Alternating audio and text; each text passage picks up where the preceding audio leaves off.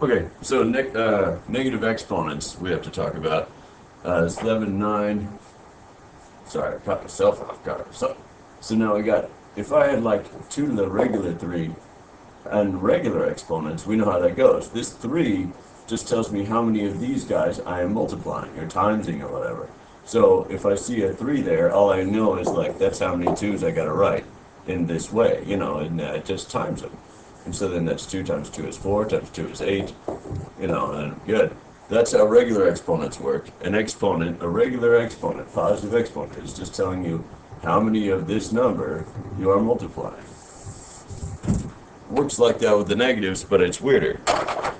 So what would a negative exponent mean? There's a lot of supporting reasons behind this, but essentially we're talking about a negative exponent. Instead of telling you how many times you're multiplying it, your big number, it's telling you how many times you're dividing your big number. So this is 2 to the minus 3, meaning somehow I have to figure out what weird way would I write I'm dividing by 2 3 times. That's how many 2's I'm dividing by, is 3 of them. Well, here's what I've come up with. I just wrote it as a fraction. And so I figure if I have to say 2 to the negative 3 means divide by 2 3 times, or this is how many 2's you have to divide by, I'm just going to write, well, that's like 2 times 2 times 2 on the bottom of a fraction thing. And I'll just put a 1 up there or something, because now they're on the bottom of the fraction. And now it's like, well, I do have 3 of these 2's dividing. And that's something I can figure out, because that's just 1 over 2 times 2 times 2, which is 1 over 8. This is nice. And so I think that in general we could say essentially that. It's just kind of like flip it around, because check this out. If I have 2 to the minus 3, I said that it was over here. It's like I said it was this, right? I mean, if you're believing me, then maybe we could say something like, well, isn't that the same thing as 1 over 2 to the 3 in the first place? So I guess what we would say is every time I see a negative exponent, it's the same thing, it's just downstairs that same exponent guy. So 2 to the minus 3 is downstairs 2 to the 3. So then, and then of course you simplify and it becomes a 1/8 like we were saying. Or evaluate or whatever. And so if I had x to the negative 4 power, that would go something like, well, x to the minus 4, oh, I know. That's a minus power, so I just put a 1 on top, and then I'll go, that's x to the 4.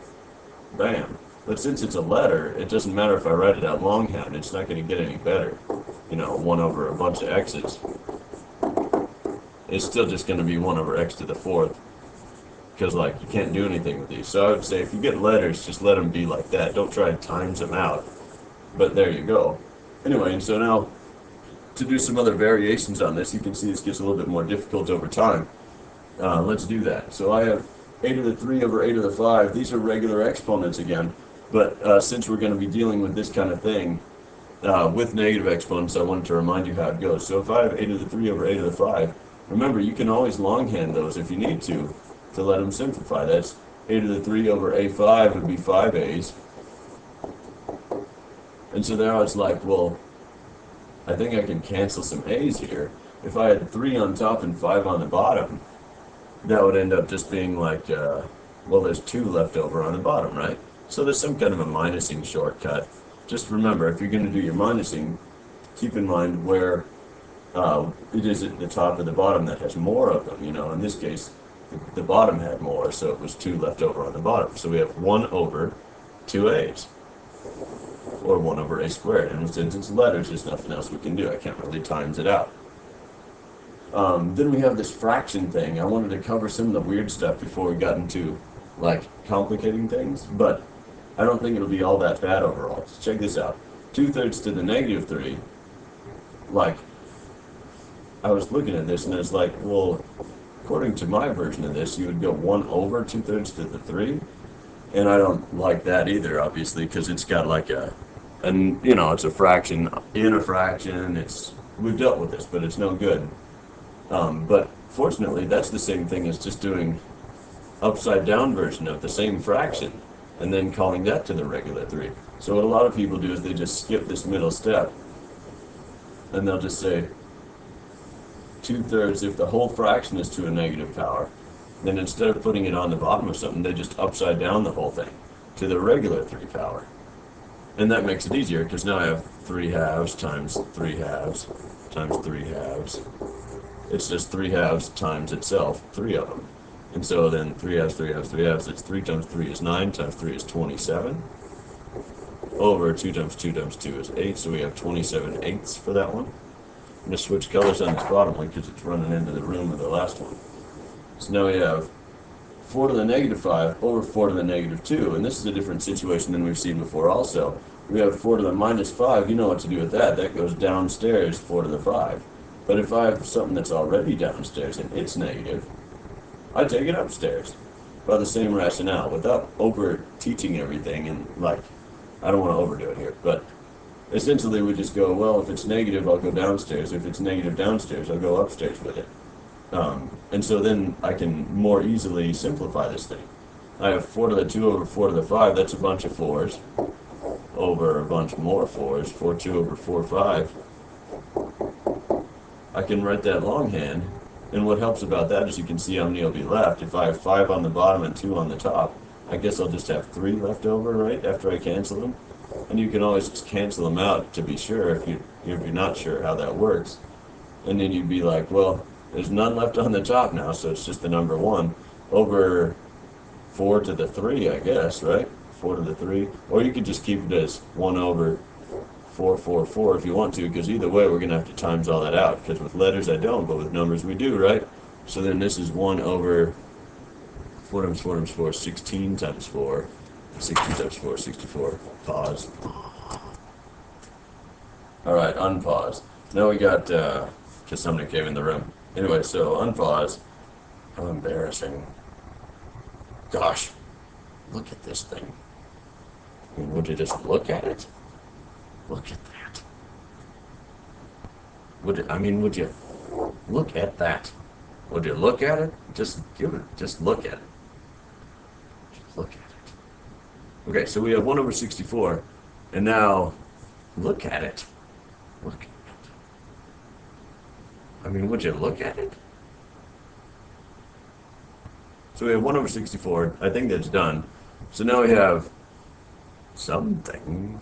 I don't remember. Oh, yes. Let's stay focused because we're on the clock here. So now we have x to the negative 6 over x to the 4. I have an upstairs negative guy, and you know what that does. He'll go downstairs. X to the 6 downstairs. But then I look at this one. My x to the 4, it's downstairs already, but it's not negative. So I don't bother to upstairs it. We don't bother to upstairs it because it ain't negative, so we don't flip it around. So I just keep that downstairs with the other one. So then we count up how many x's we got. There's no more on the top, so it's just the number 1. So we have the number 1 over just x6 times x4. That would be, if you were to write out a longhand, that's 6 x's and 4 more x's. That's like x10 down there. And since it's a letter, there's nothing else I can do about it. And then we just kind of keep compounding, so we don't need to go all intricate on these. We just say if it's negative, I flip it. If it's not, I don't. So here we go. 5 to the 4 is regular, so I keep it. 5 to the minus 2, downstairs with it. 5 to the regular 2 down there. 5 to the minus 8 downstairs is going to be upstairs because it's a negative down there. So 5 to the regular 8 up there. Then I count how many 5s I got. That's 5 to the 4, and 8 more would be 5 to the 12 up there, over 5 to the 2. And then it's like, you don't have to times out all those 5s or nothing, but imagine if I were to write, well, forget that equal sign for a second. That's 5 to the 12 over 5 to the 2. You can see, you might be able to see how many would be left over, but in case you can't, 1, 2, 3, 4, 5, 6, 7. Okay, just pretend like I did. If I cancel out 2 of these with the 2 on the top, it'll leave us with like 5 to the 10, I think, on top, over no more 5s down there. Yeah, that's better. And then 5 to the 10. And if it gets to be ridiculous like that with a number, this would be over like 100,000. Like, don't bother. But I think with all the numbers in your classwork, you won't have to worry about that. Random uncalled for color change. Now we have the next one, same situation. A to the negative 5, that's negative, so downstairs with it. B to the regular 3 stays up there. Then we have down here a to the minus 2 already downstairs, so it goes upstairs, a to the 2. And then b to the minus 4 already downstairs, so it goes upstairs, b to the 4. Then we collect what we've got, and we'll see, let's see here. that's B4 and B3 together makes B7 upstairs, and then A2 with it, and then we have an A5 on the bottom. The only thing left to do is to kind of simplify.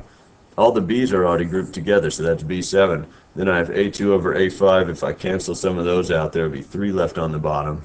That's A3 left on the bottom, because there's more A's on the bottom. So I have B7 over A3. There's nothing else you can do.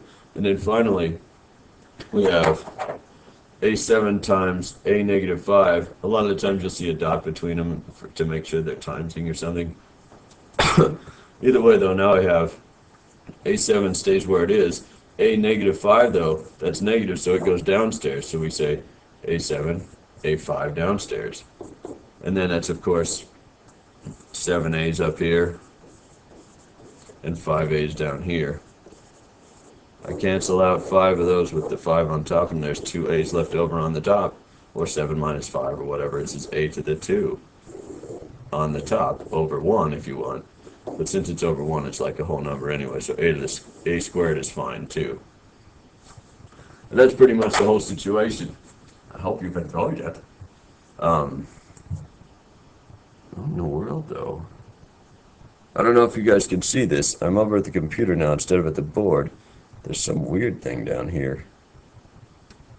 I'm kind of afraid to hit it, though, while it's recording. Should I? Yes. Weird. What? Oh, gosh. In the world is that? What? This is embarrassing.